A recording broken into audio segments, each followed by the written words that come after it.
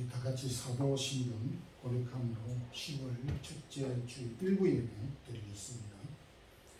전능하사 천지를 만드신 하나님 아버지를 내가 믿사오며 그 아들 우리 주 예수 그리스도를 믿사오니 이는 성령으로 잉태하사 동정녀 마리아에게 나시고 본디오 빌라도에게 고난을 받으사 십자가에 못 박혀 죽으시고 장사한 지 사흘 만에 죽은 자 가운데서 다시 살아나시며 하늘에 오르사 전능하신 하나님의 편에 앉아 계시다가 저리로서 산자와 죽은 자를 심판하러 오시리라.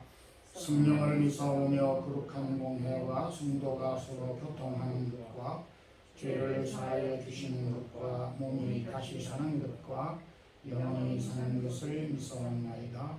아멘. 10월을 우리에게 주신 주님 감사합니다. 2021년 이제 남은 후반기 3개월 우리에게 주셨습니다. 우리에게 주어진 시간과 기회들을 잘 사용할 수 있는 지혜를 주옵소서.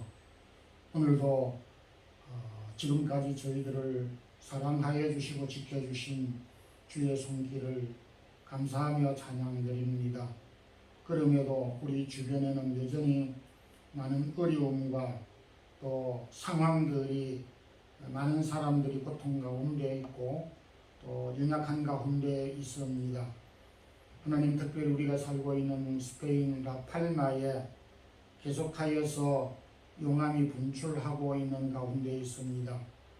또 빠른 시간 내에 이 모든 재난들이 멈추어지게 하시고 이로 인한 이재민들의 고통과 아픔과 슬픔들을 주님이 위로하여 주시기를 원합니다. 코로나로 인하여서 우리의 일상과 우리의 일터와 직장과 사업터가 많이 염려되고 있는 가운데 있습니다. 하나님께서 돌보시사 모든 것들이 회복될 수 있게 하시고 무엇보다 주의 사랑하는 성도들이 땀 흘려 수고하고 일할 수 있는 기회들을 허락하여 주시기를 원합니다. 또한 우리에게 주신 믿음의 부요와 영육 간의 간건함을 더하여 주시고 떨어져 있는 저희의 고국과 고국에 계시는 부모, 형제, 자녀, 가족들 또 어느 곳에 있든지 함께해 주시기를 원합니다. 우리에게 주어진 기업과 자녀들 하나님께서 지켜주시고 또 저희들이 섬기는 우리 사랑의 교회도 하나님의 귀한 복음의 사역을 잘 감당할 수 있도록 도와주시옵소서. 오늘도 마음을 열고 주의 말씀을 듣기 위하여 주의 전에 이른 주의 사랑하는 성도들의 마음을 여시고 하나님의 말씀으로 충만케 하옵소서. 부족한 종이 있었습니다. 오늘도 이 시대에 합당한 말씀 주옵소서. 예수 그리스도 이름으로 기도드리옵나이다. 아멘. 찬송가 342장 1절 되겠습니다.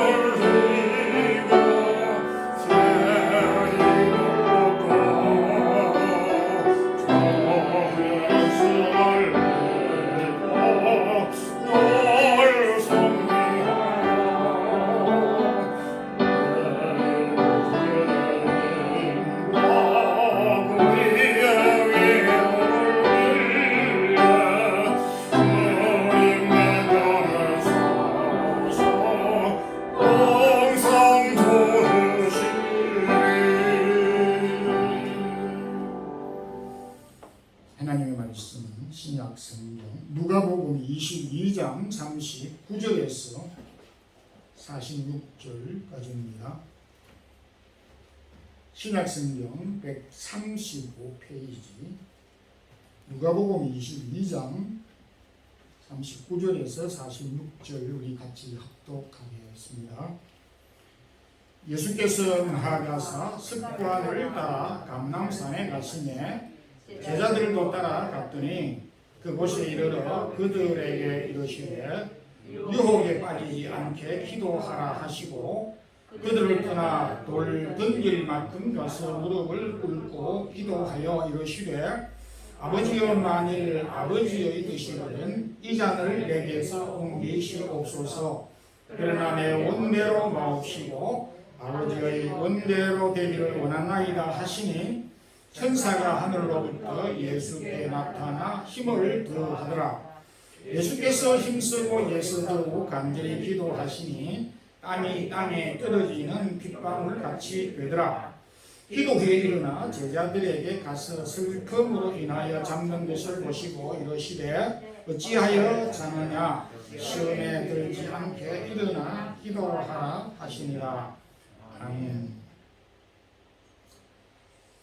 우리 사람은 우리가 생각하는 것보다 상당히 연약하고 부족한 부분들이 많습니다. 이와 같은 사실은 제가 저 자신을 보더라도 그렇게 날마다 생각이 되는 부분이기도 합니다. 하나님이 연약하게 지었기 때문에 우리가 연약하다 이렇게 탓하기보다도 우리의 인간성 자체가 연약한 것입니다. 믿음의 사람들도 많은 시험을 받았고 또 오늘 시험에 들지 말라 하셨던 예수님조차도 시험을 받으셨습니다. 오늘 이 본문은 주님께서 아주 연약함이 빠져 있는 이런 상태에 있는 제자들에게 시험에 들지 않게 하라, 유혹에 빠지지 않게 하라 두 차례에 걸쳐서 교훈해 주신 말씀을 통해서 우리 오늘 이 아침에 은혜를 나누고자 합니다. 제자들이 시험에 빠지게 된 결정적인 동기는 그들이 서로 다투었을 때 여지없이 모두가 다 유혹의 시험에 빠지게 됐습니다. 주님께서 산상보험 가운데 마태복음 6장과 누가복음에서 기도문을 가르쳐 주었습니다. 그것을 우리는 주기도문이라고 하는데 주님께서 우리에게 가르쳐 주신 주기도문은 한 6파트 정도로 나눌 수가 있는데 가장 마지막 부분에 우리를 시험에 들게 하지 마옵시고 다만 악에서 구하게 해 주시옵소서라고 너희들은 이렇게 기도하라고 말씀해 주셨습니다. 시험에 드는 것은 악에 빠지는 것이고 악에 빠지지 않고 악에서 이기는 것은 시험을 이기는 것입니다. 다시 말씀드리면 시험에 드는 것은 우리가 시험에 들었다라고 하는 것은 악에게 빠졌다는 것을 뜻하는 것이고 그 악에서 빠지지 아니하고 건짐을 받고 구함을 받았다는 것은 시험이 들었지만 시험에서 이긴다라는 그런 의미를 담고 있습니다. 그래서 마지막 부분 이 두 부문은 두 개가 아니고 의미는 하나로 뜻을 담고 있습니다. 시험이란 유혹을 뜻하는 것이며 악은 시험에 들게 하고 시험에 빠지게 하는 어떤 요인과 영향력을 가리킨다고 할 수 있겠습니다. 주님께서 이런 시험에 빠지지 않고 악에서 이길 수 있도록 기도하라고 말씀하신 것은 앞서 말씀드린 바와 같이 우리가 모든 면에 있어서 연약하기 때문에 이런 기도를 날마다 하도록 우리에게 부탁하셨습니다. 제자들은 여러 가지 경우에서 시험에 빠진 적이 많지만 오늘 이 본문에서는 누가 큰가라고 하는 그런 생각들 때문에 시험에 빠지게 됐습니다. 24절 말씀 보면 또 그들 사이에 누가 크냐 하는 다툼이 난지라. 저희도 지난 어린 시절을 추억해 볼 때에 그 조그마한 놀이를 할 때에 또 동무 시절 그 동무들 사이 간에 누가 크냐 하는 문제로 인해서 참 많이 다툰 그런 기억이 아련히 떠오르기도 합니다. 5학년 반에서 누가 제일 크고 누가 제일 대장이다. 이 동리에서 제일 힘세고 싸움 잘하는 친구는 철수다. 그러면 그 철수 밑에 많은 아이들이 같이 동료를 이루면서 또 힘을 과시하는, 그래서 너가 크다, 힘이 세다, 싸움을 잘한다 하는 그런 다툼이 일어났고 일어나기도 합니다. 어쩌면 이 베드로, 야고보, 요한은 특별히 주님이 좀 분리해서 동행을 많이 하였고, 무엇보다 변화산상에 예수님이 이 베드로, 야고보, 요한을 데리고 가서 다른 제자들이 볼 수 없었던 영광의 세계를 보고 난 다음에 어깨가 우쭐하고 좀 특권의식을 가졌는지 모릅니다. 그리고 예수님께서 12 제자들 가운데에 그 가장 나이가 적었던 이름조차도 그 사랑의 요한이라고 하는, 요한은 예수님의 사랑을 듬뿍 많이 받았습니다. 그 자녀들도 부모의 사랑을 많이 받은 자녀들은 어린 양을 많이 피우고 특권의식을 가지는 경향이 있듯이 그 요한이 예수님의 사랑을 많이 받다 보니까 내가 제자들 가운데 가장 이쁨을 많이 받으니까 내가 가장 낫는가 보다 이렇게 생각을 해서 그런지 모르지만은 형제가 의합해서 야고보와 요한은 그 예수님에게 또 어머니와 더불어서 예수님의 오른편 왼편에 앉도록 부탁도 하고 하는 이런 것들로 인해서 다툼이 일어나기도 하였습니다. 그러나 주님은 이렇게 누가 높은가 하는 문제들로 인해서 다툴 때에 정의정색을 하시면서 내가 이 세상에 온 것은 섬김을 받기 위해서 온 것이 아니라 섬기는 것은 물론이지만은 내가 몸을 희생해서 십자가에 죽기까지 순종하고 또 대속물로 주기 위해서 이 땅 위에 오셨다라고 예수님께서 자신의 정체성을 분명하게 말씀해 주셨습니다. 또한 오늘날 우리가 살아가면서 이런 현상들을 많이 봅니다.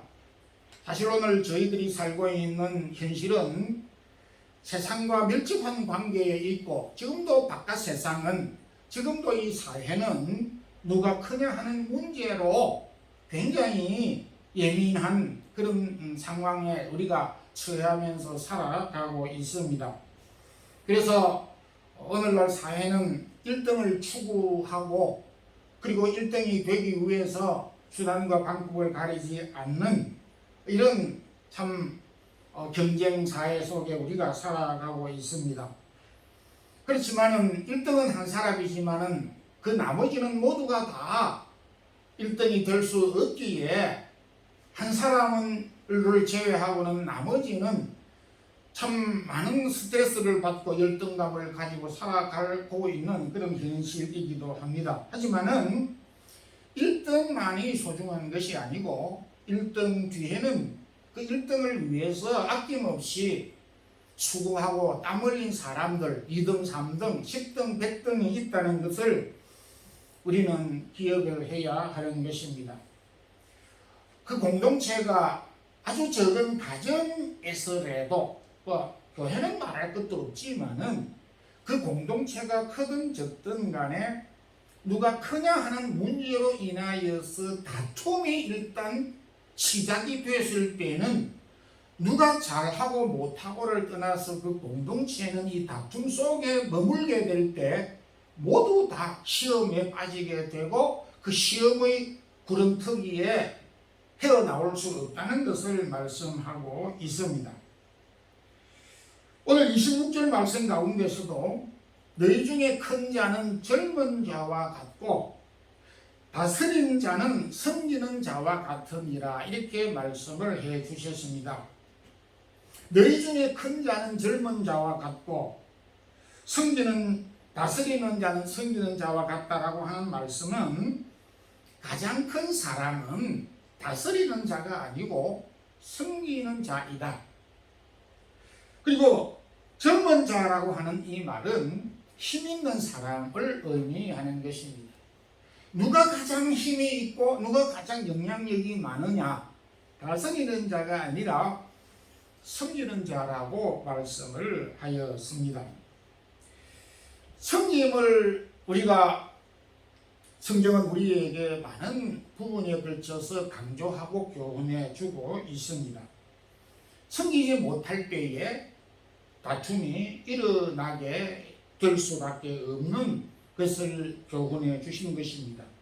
그래서 우리는 참 가정이나 교회 또 우리 조직 사회의 공동체 속에서 섬기는 자가 가장 큰 자이고 섬기는 자가 가장 영향력 있는 사람이라고 하는 것은 물론이지만은 섬김을 하는 사람들이 많은 공동체일수록 평화가 있고 그리고 섬기는 사람이 대접을 받게 되고 영향력을 미친다라고 하는 교훈을 주시면서 동시에 시험에 빠지지 않는 방법이라고 교훈을 해주고 있습니다.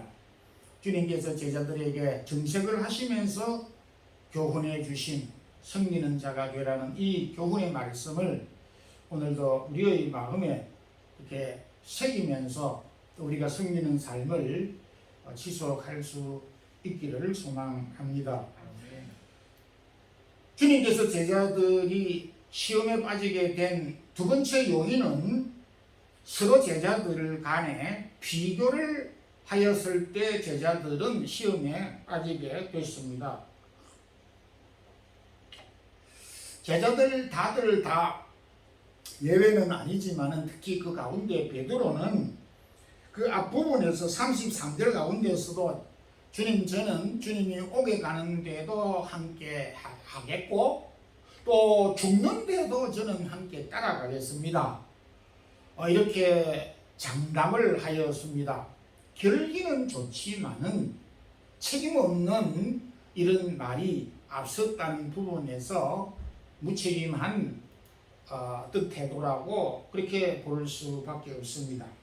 또 다른 성경 가운데서는 베드로가 대답하여 가로되 주여 다른 모든 제자들은 다 주님을 버릴지라도 저는 결코 버리지 않겠습니다. 또 이렇게 제자들과 비교를 해서 자신의 우월성을 이렇게 존재감을 주님에게 부각시켰습니다. 베드로의 전자의 태도는 우월의식, 후자의 태도는 제자들과의 비교의식을 통해서 자신의 존재감을 드러냈다, 이렇게 이해할 수 있겠습니다. 비교의식은 베드로의 이와 같은 고백 속에서의 비교의식은 두 가지 극단을 가져오게 되는 경향이 있습니다. 다 그런 것은 아니지만은 비교의식은 비교를 해서 내가 우월하면 좀 나으면 우월의식을 가지게 되고 비교해서 좀 못하면 열등의식에 빠지게 되는 두 가지 나쁜 경향이 있습니다. 20세기의 최대의 지성이라고 하는 C.S. 루이스는 이 비교의식을 이렇게 설명을 했습니다. 우리가 대인관계 속에서 비교를 해서 내가 나으면은 우월의식을 가지게 되고 비교해서 모자라면 열등의식을 가지게 되는데 이것이야말로 마귀가 가장 좋아하는 도구라고 하였습니다. 그래서 이 지성이면서 믿음의 사람인 이 C.S. 루이스는 우리가 참 비교의식을 해서 내가 우월하게 느끼게 한다든지 열등하게 만든다라고 하는 이 비교의식의 도구는 마귀가 가장 평범하게 사용하는 도구이기 때문에 이 부분을 조심해야 한다라고 우리에게 말을 하였습니다. 제자들도 역시 이 비교의식으로 인해서 꼬꾸라졌고 시험에 빠지게 됐습니다. 참 저희도 자랄 때에 부모로부터 저는 사실 그런 말을 많이 듣지는 않았습니다만은 그 시골 동리에 그 부모들이 막 자녀들을 이렇게 욕하고 무책임한 이런 이야기들을 곰곰이 생각해 보면은 왜 못 배웠어도 그럴 수 있겠지만은 이런 이야기를 많이 하는 것을 지금도 귀에 쟁쟁합니다. 너는 왜 누구 모양으로 공부를 못 하느냐고, 내가 밥을 안 주더냐고, 옷을 안 사주냐고, 왜 너는 이웃집에 철이보다 못 하느냐고, 철이는 좋은 대학에 들어가고 너는 왜 이렇게 떨어지고 너는 농사꾼이 돼서 여기에 이렇게 빌어먹고 있느냐고, 이런 이야기들도 많이 들었습니다. 철이 아빠는 진급을 하는데 당신은 뭐냐고. 그러니까 그 부모들이 그러니까 아내들마저도 남편을 옆집 남편과 비교를 하게 되는 경향이 있습니다. 여기서 우리가 조심해야 될 부분은 결코 사람은 특히 우리 가족 간에 있어서 나의 자녀는 장애자입니다. 이웃집 아이는 모든 것이 월등합니다. 그렇다고 해서 자녀를 바꿀 수 있느냐 하면 바꿀 마음도 없고 바꾸지도 않고 바꿀 수도 없는 상황이 되는 것입니다. 이건 뭘 의미하느냐 하니까 사람은 비교해서 낫다고 해서 바꾸자, 물건처럼 바꾸자 할 수 있는 존재가 아니기 때문에 그러한 것입니다. 우리의 자녀를 타인의 자녀와 우리의 남편과 아내를 타인의 남편과 아내를, 우리의 남편을, 나의 남편을 타인이 다니는 직장과 직급을 비교하는 것보다 치명적인 것이 없다는 것이, 이렇게 비교를 하다 보게 되면 반드시 위험에 빠지게 되고 유혹에 빠지게 되고 시험에 걸려 넘어질 수밖에 없다는 것입니다. 사람은 비교의 상대가 아닙니다. 하나님은 우리를 창조하실 때에 물건을 만들듯이 상품으로 만들지 아니하고 작품으로 만드셨던 것입니다. 에베소 2장 10절에도 하나님은 우리를 만드신 바라, 여기 만드신 바라고 하는 헬라어는 포이에바라고 하는 말로 하나님이 특별한 관심을 가지고 글 작품으로 만들으셨다라고 하는 뜻입니다. 그러니까 이 땅 위에 살고 있는 70억 인구는 모두가 다 독립된 상품이 아니고 독립된 글 작품으로 하나님이 창조하셨기 때문에 70억 인구를 비교 상대가 아니다라고 하는 것입니다. 아니 이 꽃은 저 꽃보다 더 예쁘고 이 물건은 저 물건보다 더 유용하고 낫다라고는 비교할 수 있지만 사람은 그런 존재가 아니라는 것입니다. 이 이야기를 다르게 말하면 하나님은 우리를 독특하게 만드셨고 독특하게 만드셨기 때문에 독특한 은혜와 은사를 주신 것입니다. 하나님이 독특하게 만드신 것으로서 끝난 것이 아니고 독특하게 만드셨을 뿐만 아니라 독특하게 그 사람에게 걸맞는 은혜와 은사와 달란트를 개별적으로 다 주신 것입니다. 그래서 고린도전서 12장 11절에는 한 성령이 그의 뜻대로 각 사람에게 은사와 능력을 주셨느니라.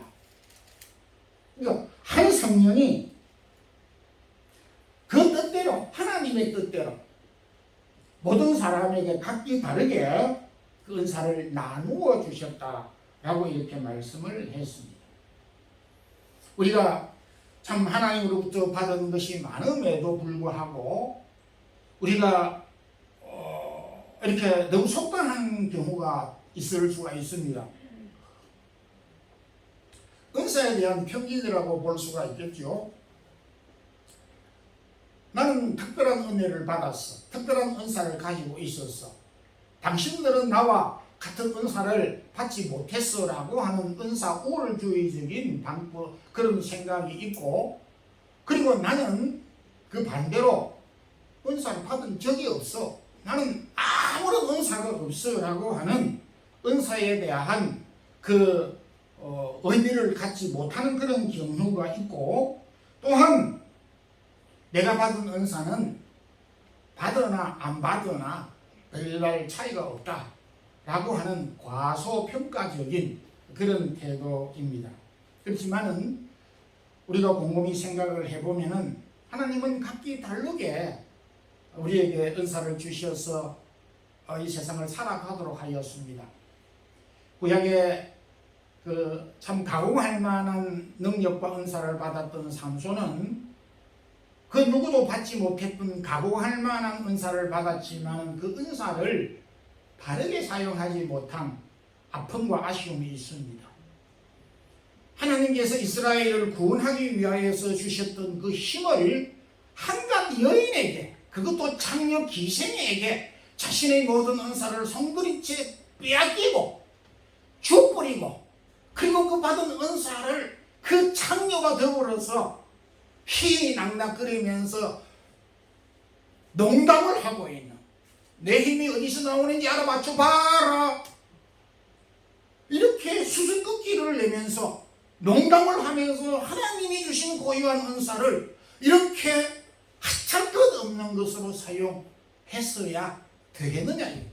이 극단적인 얘기지만은 우리는 그런 단계로 나아가지 않더라도 하나님이 주신 이 은사를 이렇게 무의미하게, 무가치하게 생각해서는 안 된다는 것입니다. 그러니까 비교를 하게 될 때 반드시 좋은 은사, 안 좋은 은사, 나쁜 은사, 줬는지 안 줬는지를 발견하게 되지만은 은사 자체도 비교할 것이 못 된다는 것입니다. 그래서 하나님이 각기 각 사람에게 주신 은혜와 은사와 달란트, 이것을 우리가 소중하게 생각함으로 비교에서 좀 자유로워져야 되어야 하겠다라고 하는 생각을 갖게 됩니다.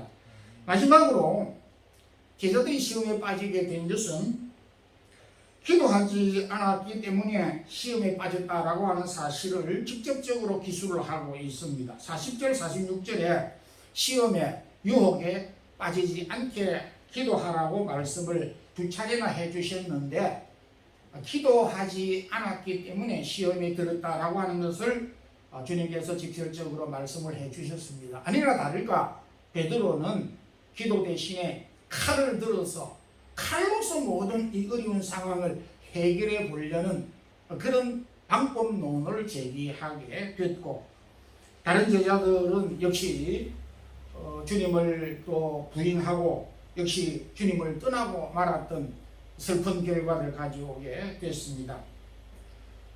저희도 참 한 번씩 이 지하철을 타기도 이렇게 하는데, 그 지하철의 구조를 보게 되면 그 지하철 위에 전선이 연결돼서 전기가 흐릅니다.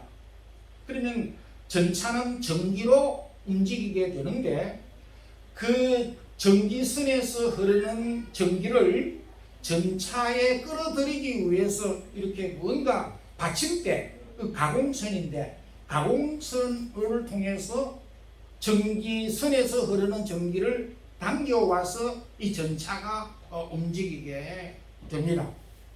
그런데 그 그 전차가 그렇게 힘있게 달리 무거운 전차가 전기를 통해서 움직이지만은 만약에 그것이 딱 1cm, 1cm는 뭐 크지 않죠. 1cm 전기선에서 이 가공선이 떨어졌다면 그 전차는 움직이지 않습니다. 근데 이 떨어져 있는다고 하는 것은 그 결과가 무시무시하고 엄청나다라고 하는 것을 말하고 있습니다. 그래서 기도라고 하는 것을 제가 설명을 드린다면 방금 제가 예를 들었던 것과 같이 우리가 하나님과 연결시키는 연결고리가 바로 기도라고 하는 것입니다. 그러니까 하나님과 우리와의 연결이 안 됐을 때에 우리가 행하는 이 모든 일들 의미가 없어지게 되는 것입니다. 미켈란젤로는 르네상스 마지막 시대의 3대 화가 중에 한 사람으로 바티칸 바티칸에 천지창조라고 하는 그림을 친히 손으로 그렸습니다. 그 그림을 보면 그 벌거벗은 몸으로 한 손이 벌거벗은 몸으로 누워있는 한 사람의 손과 이렇게 마주치는 그림을 볼 수 있을 것입니다. 이게 천지창조 하나님의 손과 아담의 손에 이렇게 연결되는 부분을 보여주고 있습니다. 그러니까 이 미켈란젤로는 하나님의 생명이 아담에게 전달되는 이 내용을 자기 나름대로 작가의 구상대로 손을 통해서 하나님의 생명이 사람인 아담에게 전달되는 것으로 형상화했던 그림을 그렇게 그렸습니다. 그래서 여기에서도 이 전달되는 생명력이 전달돼야 사람이 살아나게 됐다는 것을 알 수가 있습니다. 근데 좀 반대 입장이긴 하지만 15세기에 독일의 유명한 그 크리스찬 작가인 그 듀러라고 하는 알프레드 듀러라고 하는 그 작가가 그린 기도하는 손의 그림을 모르는 사람이 아마 없을 것입니다. 듀러는 사람이 하나님에게 전달하는 마음을 어떻게 표현했느냐 하니까 내가 요구하고 내가 소원이 있고 내가 하나님에게 무엇을 전달해야 되는데 그 어떻게 할 것인가? 그것을 기도하는 손으로 표현을 해서 내가 가지고 있는 모든 것을 하나님에게 전달할 때 기도라고 하는 손, 즉 기도를 통해서 그림으로 형상화했던 것을 보게 됩니다. 그런 점에서 굉장히 시대에 앞선 사람이다라고 생각이 드는 것입니다. 야, 나도 이런 생각을 하지 못했는데 이 그림을 보면서 어떻게 이렇게 아이디어를 얻었을까 생각을 하게 될 때 참 기가 막힐 정도로 많은 영감을 얻게 되었습니다. 우리가 여러 가지 시험에 빠지고 실패하는 경향이 있지만은 그 대부분은 모두가 다 하나님과 우리와의 관계가 단절되는, 즉 기도의 연결이 없기 때문이라고 볼 수가 있습니다. 그 대표적인 예로 아담과 하와가 유혹을 받아서 시험에 들었습니다. 그래서 죄를 지었습니다. 그럴 때에 창세기부터 요한계시록까지 후대의 사람들이 아담과 하와가 그 상황 전후에 많이 기도했다라고 하는 언급을 한 바가 없습니다. 바울과 바나바가 위대한 사역자고 선교사인데 그들이 선교 훌륭한 사역을 감당하게 될 때 심각하게 다투었습니다. 다른 경우에는 매우 많이 기도했던 이 어른들이 두 분이 다툴 때는 기도하지 않았습니다. 믿음의 사람 아브라함의 전생애에, 믿음의 사람 다윗의 전생애에 칠흑같이 어두운 구렁텅이로 빠졌던 그 상황, 그 상태는 언제이냐? 경제적으로 어려울 때 아니었습니다. 그들이 기도하지 않았을 때에 그들은 어둠의 세계로 떨어졌다는 것을 성경이 말해주고 있습니다. 결론적으로 말씀을 맺습니다.